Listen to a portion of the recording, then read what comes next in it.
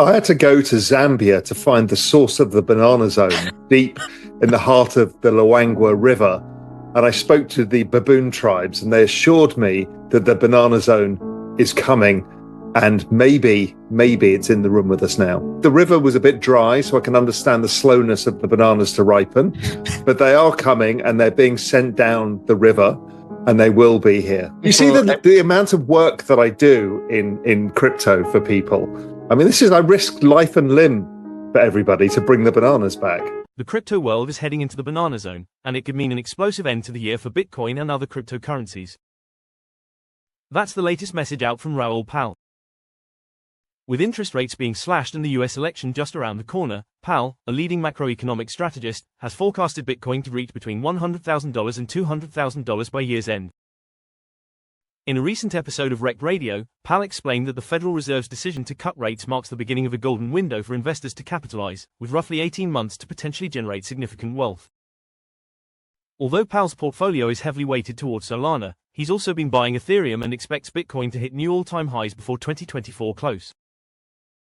Make sure to watch to the end of this video where Raoul breaks down why he believes that one altcoin will outperform them all this cycle. Also, if you enjoy listening to crypto-related content, please show your support by liking and subscribing to this channel by following the link in my bio, and get access to my free daily crypto updates and expert predictions direct to your inbox. Each newsletter contains market intelligence, on-chain data and latest updates from experts in the crypto space. All of this is available completely free of charge. Signing up only takes a moment and you can always change your mind later on. Now back over to Raoul Pal. From everything I look at, this really is the zone. I mean, this is a killer. I mean, it's an absolute beautiful chart. It's the GMI Global Weekly Liquidity, so that's both private sector liquidity and public sector liquidity from the large global economies. I mean, it's just perfect. It leads by 10 weeks. M2 does pretty much a pretty similar job as well. So you've got that. You've got Bitcoin seasonality is always strong from this point onwards. I'm going to share another chart as well. Let's have a look at this one. And Bitcoin is also repeating what it did last year. I mean, literally perfectly. You know, so we've got the macro overlay. The Fed are going to keep cutting over time. The other central banks are going to be involved. We've got the seasonality in place. We've got the global liquidity cycle in place. I don't know what else is left. You know, it's kind of like it has to be now. Even the chart patterns, you know, usually you get 3 touches at the top, 3 touches at the bottom of a range. That usually works. So I think all of the elements are in play. Yeah, and that volatility probably happens close to the top of the trend, you know, before the breakout.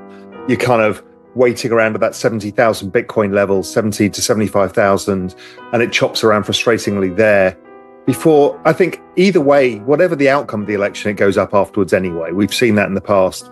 But we saw the last time Trump was in, obviously, because Trump is very tax light, very stimulative, and he's very pro-crypto, so regulatory stuff, both for tech and for crypto, that you feel like that could be an extra juice if that were to happen. And 2016-17 was the last Trump cycle.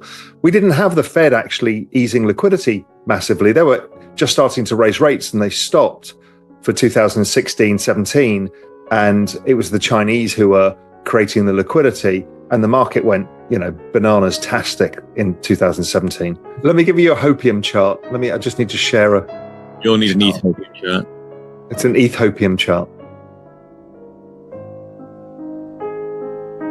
It does feel like to me. That's ETH versus ETH last year. I can't find a closer fit. I can't. That's crazy.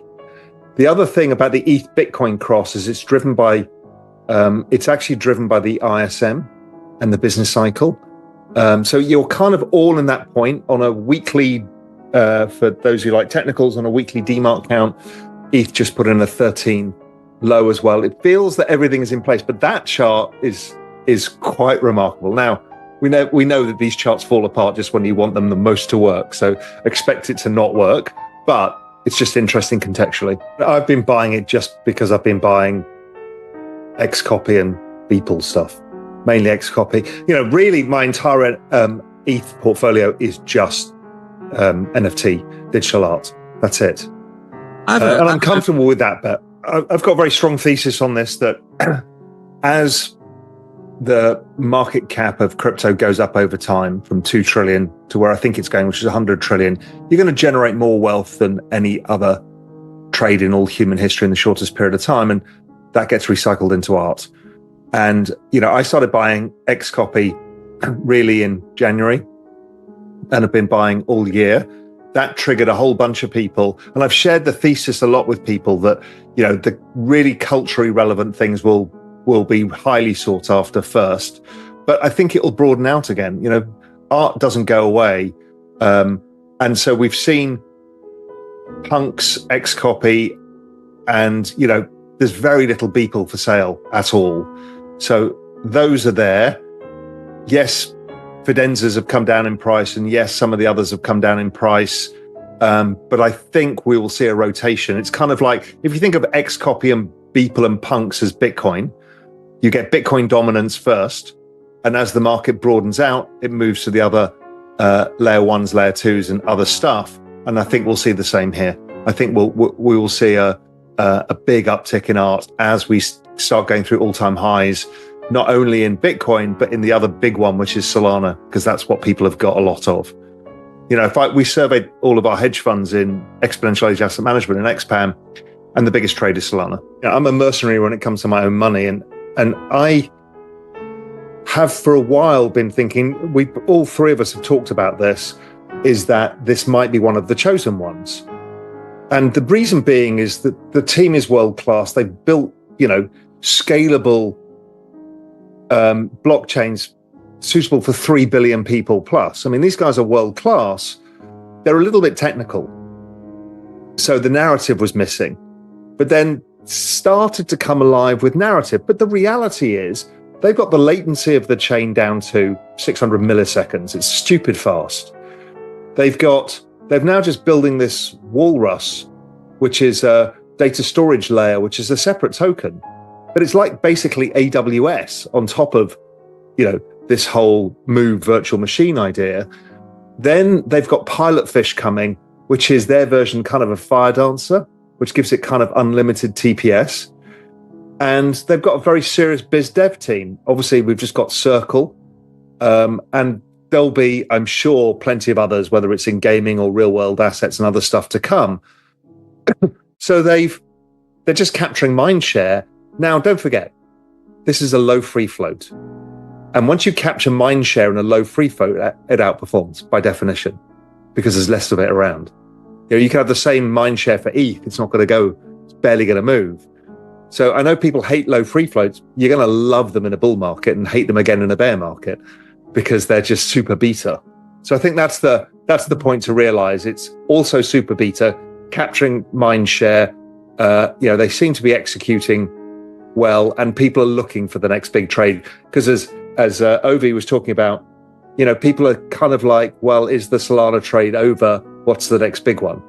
And so it feels like it's got everything right. I think I don't see what else is going to dominate. I look at the charts of SUI versus the top 20 tokens and a whole bunch of other stuff.